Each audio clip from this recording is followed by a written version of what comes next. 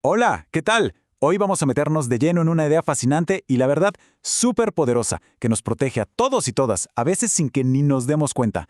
Hablemos de los derechos humanos. Pensemos en ellos como una especie de armadura invisible que cuida nuestra dignidad, sin importar para nada quiénes somos, de dónde venimos o si vivimos con alguna discapacidad.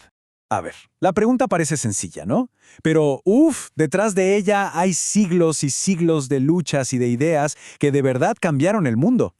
Entonces, ¿qué son en esencia estos derechos que a veces, quizás, damos por sentados? Miren, me encanta esta idea. Imaginemos que son como una armadura, ¿sí? Una armadura que está ahí para proteger lo más valioso que tenemos, nuestra dignidad como seres humanos. Simple, pero súper potente. Y aquí es donde está la verdadera magia de todo esto. Da igual si se tiene mucho o poco dinero, el país en el que nacimos, el idioma que hablamos o en qué creemos. No son un privilegio que un gobierno decide darnos o quitarnos. No, nacemos con ellos. Son básicamente parte de lo que nos hace humanos. A fin de cuentas, todo se reduce a dos valores que son la base de todo. Primero, la dignidad, la idea de que cada vida humana tiene un valor incalculable. Y segundo, la igualdad, que tu dignidad y la mía y la de cualquier otra persona valen exactamente lo mismo, ni más ni menos. Bueno, y para entenderlos bien, hay que saber que tienen tres características clave que los hacen tan especiales. Primero, son universales. O sea, da igual si estamos en Lima o en Barcelona, si somos hombres, mujeres o si vivimos con alguna discapacidad, nos pertenecen. Punto.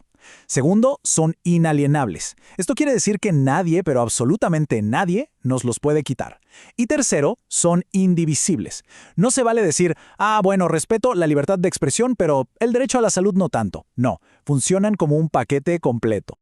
Ahora, una idea tan grande como esta no apareció de la noche a la mañana. Para nada. Es el resultado de miles de años de lucha, de debates, de avances y retrocesos. Es sin duda una de las grandes conquistas de la humanidad. A ver, hagamos un viaje súper rápido en el tiempo. Imagínense, todo empezó hace más de 2500 años con algo llamado el Cilindro de Ciro, que ya hablaba de libertad para los esclavos. Damos un salto gigante y llegamos a la Carta Magna en Inglaterra, que le puso un freno al poder absoluto del rey. Luego, ¡boom!, la Revolución Francesa, que gritó al mundo que los derechos son naturales y universales. Cada uno de estos momentos fue como poner un ladrillo en una construcción enorme, hasta que, después de los horrores de la Segunda Guerra Mundial, en 1948, el mundo entero dijo «nunca más» y creó un documento para protegernos a todos y todas. Ok, para entender la cantidad de cosas que cubren estos derechos, una forma muy útil es agruparlos en 3 generaciones. Y ojo, que esto no es como los celulares, ¿eh? La última generación no es mejor que la primera, simplemente nos muestra cómo hemos ido entendiendo más y más derechos con el tiempo. La primera generación tiene que ver con la libertad. Son los derechos que seguro hemos escuchado más, los derechos civiles y políticos. Podemos pensar en ellos como una barrera de protección contra el poder, el derecho a vivir, a pensar como queramos, a decir lo que pensamos sin miedo y a elegir a nuestros gobernantes. Es como decirle al Estado, oye, hasta aquí llega. Y bueno, esta imagen lo dice todo. El derecho a reunirnos, a levantar la voz, a protestar pacíficamente, eso, justo eso, es la primera generación de derechos en plena acción. Es el corazón que hace latir a cualquier sociedad libre. Pero la historia no se queda ahí. La segunda generación se hace una pregunta clave. ¿De qué sirve poder votar si no tienes que comer? O si no sabes leer ni escribir. Estos son los derechos económicos y sociales.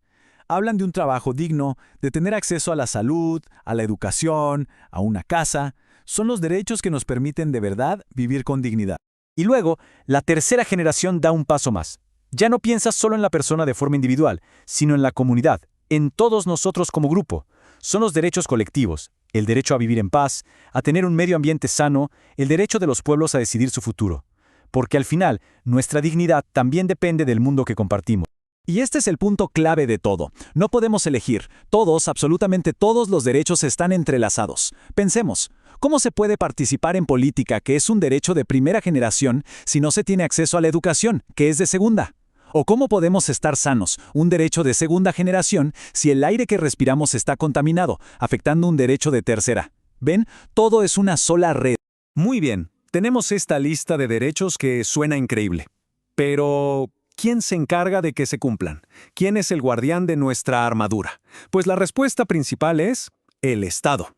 En el mundo del derecho, a esto se le conoce como el efecto vertical. Es fácil. Imaginemos que el Estado está arriba y la ciudadanía abajo. Bueno, pues los derechos humanos son el escudo que tenemos los de abajo para protegernos del poder de los de arriba. Son nuestra garantía frente a la autoridad.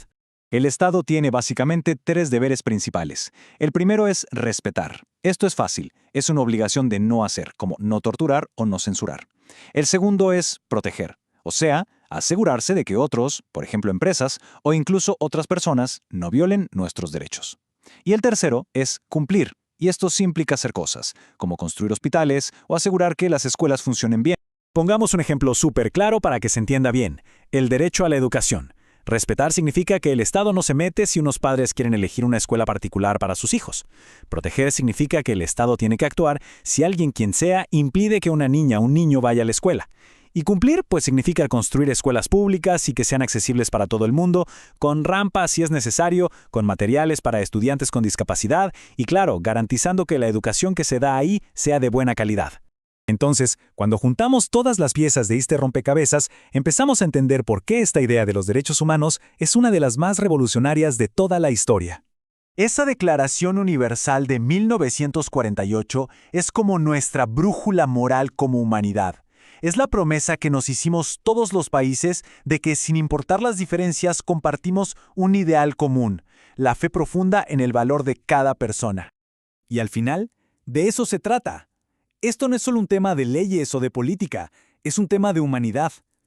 Los derechos humanos son como el plano que tenemos para intentar construir un mundo donde cada persona, sin ninguna excepción, pueda vivir una vida plena, con respeto y en paz.